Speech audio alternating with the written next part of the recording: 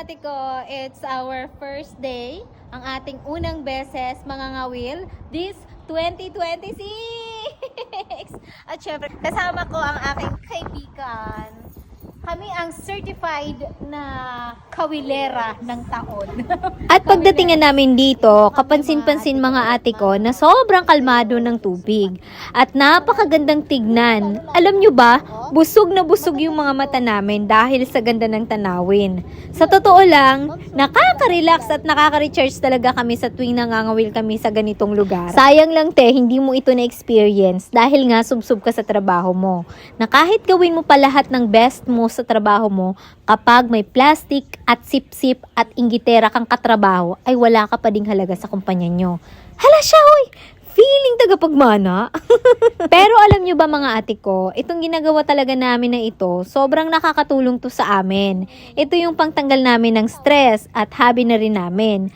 Kung yung ibang mga babae, takot mangitim, takot masira ang nails, kami naman, hindi. Mas gusto pa namin pumunta sa gantong lugar at mga wheel kesa makipagplastikan sa mga plastic na kaibigan. O siya, ang dami ko na naman sinasabi. Sorry lang.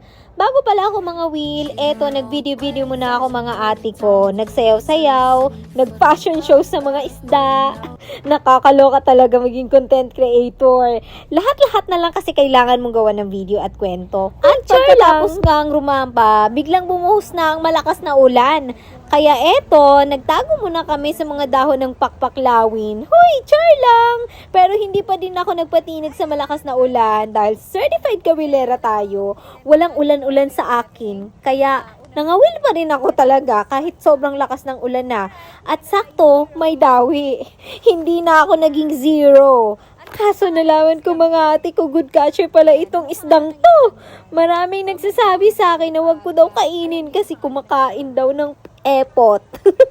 At pag-uwi nga namin ay sinalubong kami ng malakas na ulan. Ganito ang sitwasyon mga ate ko dito sa Barangay Siksikan. Kaya naman hanggang dito na lang ang ating video. Thank you so much for watching. Babush!